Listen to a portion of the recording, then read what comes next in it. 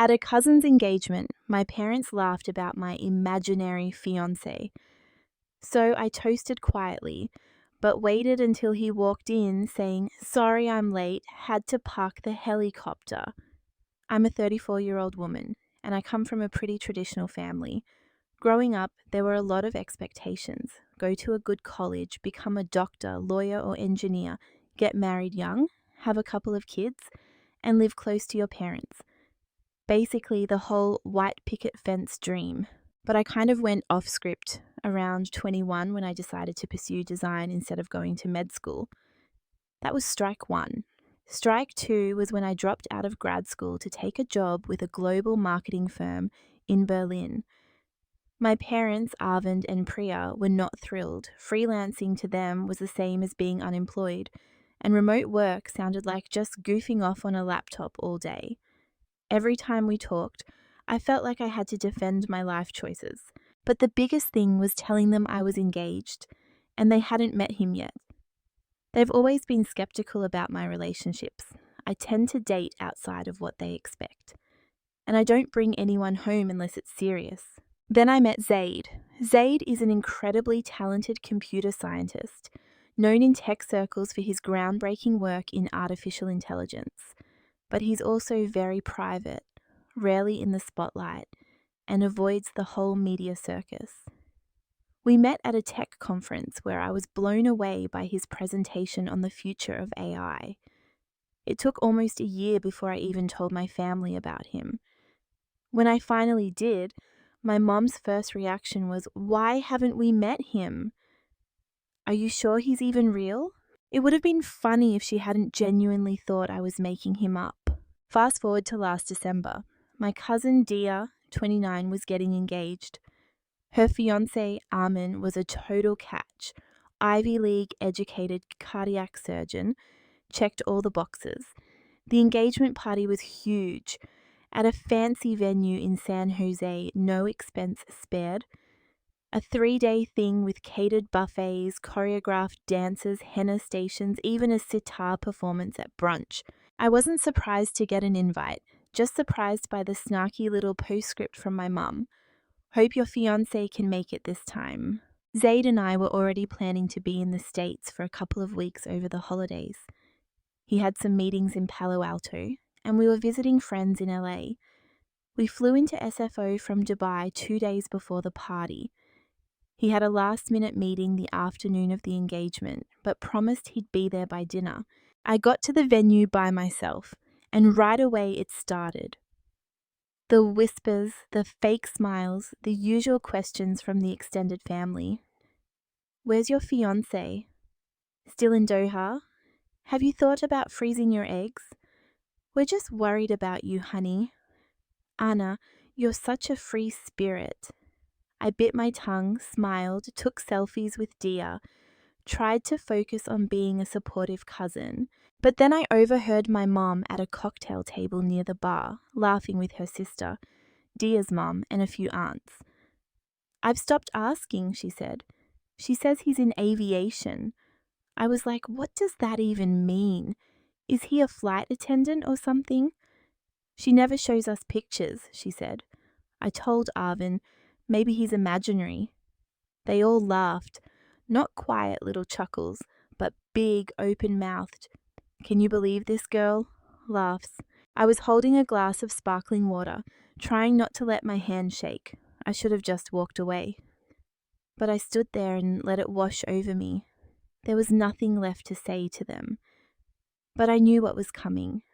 When the toast started after dinner, I got called on to say a few words. I think the event planner just assumed everyone else had. Dia's friends, Armin's cousins, even Neil, my younger brother, who I hadn't talked to in months, said something about finding the one. Everyone looked at me as I took the mic. I was wearing a wine-coloured silk sari, hair up, gold jewellery, simple but elegant. I stood there and looked out at a sea of faces that had never really believed in me. "I didn't prepare anything," I said. "I'll keep it short. I just want to say it's beautiful to see two people so supported, celebrated, and believed in. Not everyone gets that. So if you do, hold on to it." There was some polite applause, And then it happened. A loud mechanical thrum, faint at first, then unmistakable. The sound of helicopter rotors. People started murmuring.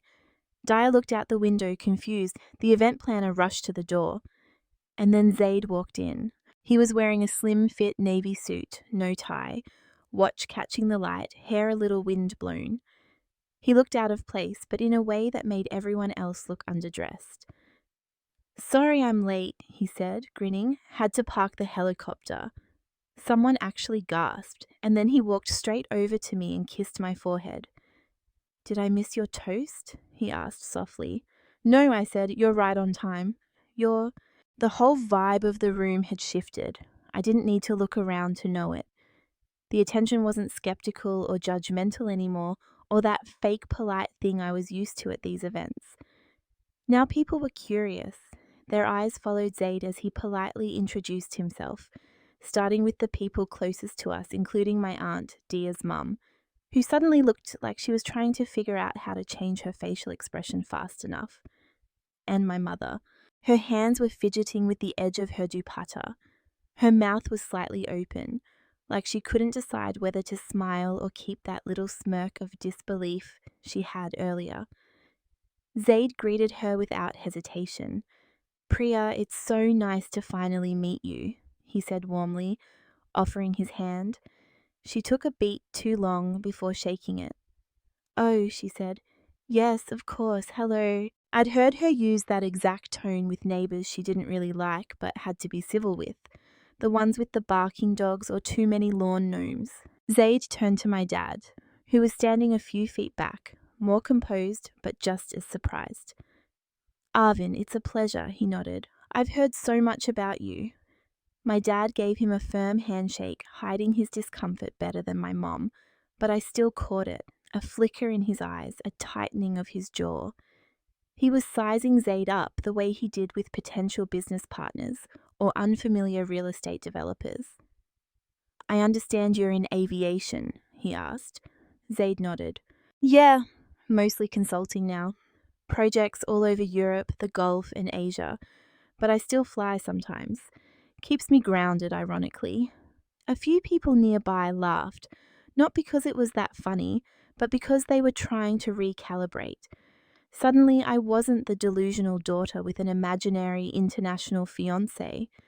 I was the mysterious cousin who showed up alone and whose partner literally dropped in from the sky. But it wasn't about the helicopter. Okay, maybe a little, but mostly it was about presence, about showing up. And Zaid did that in a way no one in that room could ignore.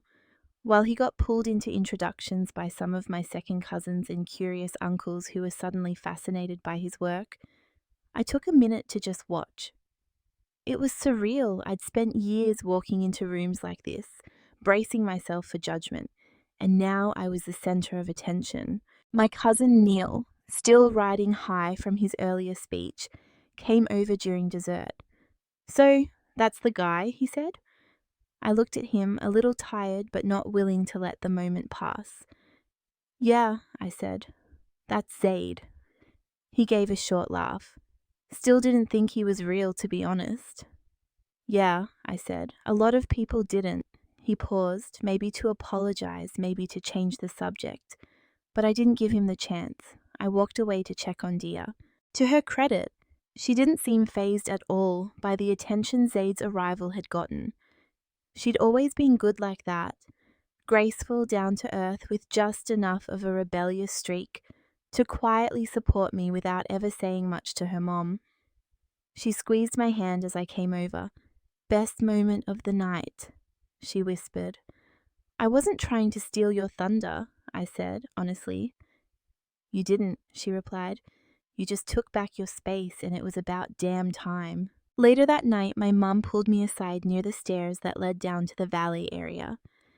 She looked a little uneasy, but also curious. "Why didn't you tell us he was coming?" she asked. I shrugged. "Would it have changed anything?" She hesitated. I didn't realize." "Didn't realize what?" I asked, arms crossed. She looked down at her hands, then back at me. "I didn't realize he was this serious." And there it was, all the unspoken stuff. Every time I'd tried to explain my life and gotten doubt, dismissal, like I was doing adulthood wrong because I wasn't following their script. But she was trying now, awkwardly, slowly, but trying. I'm glad you came, she added after a second. Me too, I said. And I meant it. Not for them, for me. Zaid found me a little later on the rooftop garden connected to the venue. It was quieter up there, away from the lights and noise. He wrapped his arms around me from behind and rested his chin on my shoulder. How'd it go? He asked. I smiled, watching the city lights in the distance. Better than I expected, I said. Worse than it should have been. He didn't say anything for a moment. Well, they'll catch up. I'm not waiting, I said. I know, he replied, pulling me closer. We stood there for a while. The music below had changed to something slower, softer. Conversations drifted in the night air. I didn't know what would happen next with my family, if they'd try harder, if anything would really change. But I knew this, they saw me. And more importantly, I saw myself. Zaid and I stayed up on that rooftop until almost everyone was gone. The stars were faint in the city haze, but the air was clear. Down below, the party was winding down. That awkward time when the aunts start packing up leftovers and the uncles linger with their drinks, not ready to leave but out of things to say. We watched it all from above like we were spectators at a play we weren't in anymore. Eventually we went downstairs to say goodbye to Dia and Armin. They were back on the dance floor, a little tipsy and glowing with that easy confidence of people who don't have to fight for approval. I hugged Dia tight. You were amazing, I told her. So were you, she said. You have no idea how much I needed that. We both laughed. Armin gave Zaid a fist bump, and Zaid responded with that calm, collected confidence he always has. As we walked towards the valet line, I could feel my parents' eyes on us from across the room. They didn't say much when we left. My dad gave a polite nod. My mom gave Zaid a thin smile that almost looked warm. It was fine. I wasn't expecting a miracle, but I knew something had shifted. Maybe not a huge change, not overnight, but something fundamental. Back at the hotel, I peeled off my dress, wiped the makeup off, and collapsed on the bed with a dramatic groan. That bad? Zaid asked, already half out of his suit, tie tossed on the couch. Not bad, I said, staring at the ceiling. Just heavy. You ever walk into a room where everyone pretends you're invisible and then suddenly they're trying to memorize your resume? He chuckled. Yeah, most rooms, actually. I laughed too, because that's part of why we work. He just gets it. Do you regret it? He asked after a pause. What? Tonight? Coming? I sat up a little, resting on my elbows. No, not for a second, because the truth is, even with all the tension, the passive-aggressive comments, the years of being sidelined and misunderstood, this moment, this shift, was something I needed, not to prove my life or my relationship, but to face what's been hanging over me for years. Zaid lay down beside me, one arm behind his head. You didn't need me to prove anything, he said quietly. You already did. Maybe, but it still helped. The next few days were strange. No big blow-up, no dramatic confrontations, no sudden dinner invitations or tearful apologies. But little things started to happen. My dad sent me a link to a real estate article from Forbes with a note. Reminded me of one of your projects. Interesting read. My mom sent a picture from the engagement party in the family group chat. A picture of Zaid and me standing near the stage, smiling. Caption, look who finally made it into the family album. It was the first time she'd acknowledged him publicly. My Aunt Dia's mom, the one who'd laughed the loudest at the imaginary fiancé joke, sent me a Facebook friend request and liked a bunch of my old travel photos from Jordan and Croatia. Even Neil texted. Neil, hey, sorry if I've been a jerk, that was impressive. Me, not sure if that's an apology or a TED Talk intro. Neil, let's go with both. I didn't reply right away, but I knew what it was. An olive branch wrapped in typical big brother sarcasm. One afternoon, back in San Mateo, I stopped by my childhood home to pick up some stuff. My mum had left a few things she wanted me to get. Some jewelry from an old box, a shawl that had belonged to my grandmother, a pressure cooker she swore was too good to ship. Zaid waited in the car while I went in. Inside, the house was the same, still smelled of incense and coriander. The framed family photos in the hallway had been updated. The newer ones included Dia and Armin, and there was a recent one of Zaid and me at the engagement, side by side, smiling. I stopped. "Did you print this?" I asked when my mom came into the hallway. She looked at the picture, then at me. "Daya emailed it. She said, I liked it. It's a nice picture." "It is." There was a long silence. She adjusted a vase on the table even though it didn't need it. "I might have misjudged him," she said finally. "He seems thoughtful." I wasn't sure how to respond. It wasn't an apology, but it was the closest we'd ever gotten. "I never needed you to be impressed," I said. "I just needed you to stop assuming I was lying." She didn't argue. For once. "You've always done things differently," she said. "It's hard for us to understand, but maybe different doesn't mean wrong." It was a moment, incomplete, but still, a crack in the wall. I took the box she gave me, hugged her quickly, and left before either of us could ruin it by saying too much. When I got back to the car, Zaid glanced at me. "You okay?" I nodded. "Yeah." He didn't push it. That's another reason I love him. He knows that sometimes silence is the loudest kind of peace. We flew back to Dubai a few days later. The trip had drained me in ways I hadn't fully processed until we landed back on our own turf. The warm, dry air hitting my face and the mix of Arabic and English swirling around us. The city was loud, vibrant, unapologetically bold. So different from the quieter, more careful version of myself I often became in my parents' world. Zaid and I didn't talk about the engagement party for a while. We didn't need to.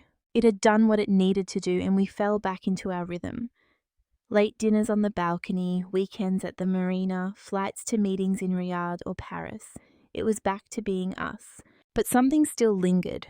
Not bitterness, not even the need for their approval anymore. It was this itch of unfinished business.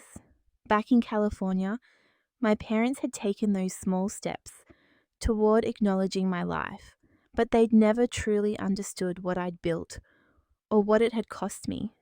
For years, they'd been dismissive and doubtful, sure that their path was the right one. They didn't think I was capable of building something real, something that was mine, and I didn't just want them to come around.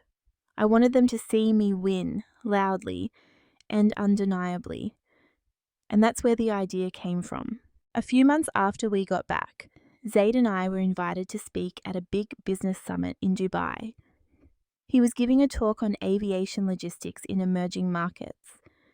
I was being honoured for my branding consultancy, which had just hit a 7-figure milestone after signing a contract with a major luxury conglomerate. They wanted a speaker to talk about building personal brands across cultures and scaling without VC funding, and they chose me. I said I'd do it on one condition: I could invite guests. The organisers agreed.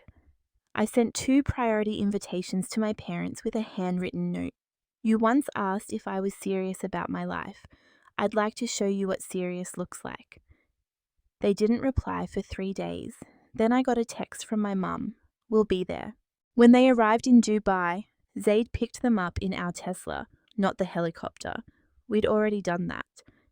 And took them to our place, a sleek 3-bedroom apartment overlooking the Palm, with floor-to-ceiling windows and an open kitchen. My mom's eyes darted from the modern lighting to the Moroccan tile work. My dad tried not to react, but I saw it. The surprise, the disbelief, and the shift. They hadn't pictured this.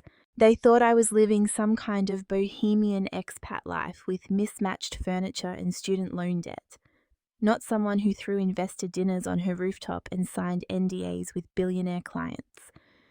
The next night at the summit, I stood on stage in a white power suit, hair pulled back every inch the woman I'd worked so hard to become. I told my story, not about the family stuff, not directly, but about rejection, resilience, and being underestimated, about having the guts to believe in myself, even when no one else did. I talked about building my own table when I wasn't invited to sit at anyone else's, and my parents were right there in the front row. My mum had tears in her eyes.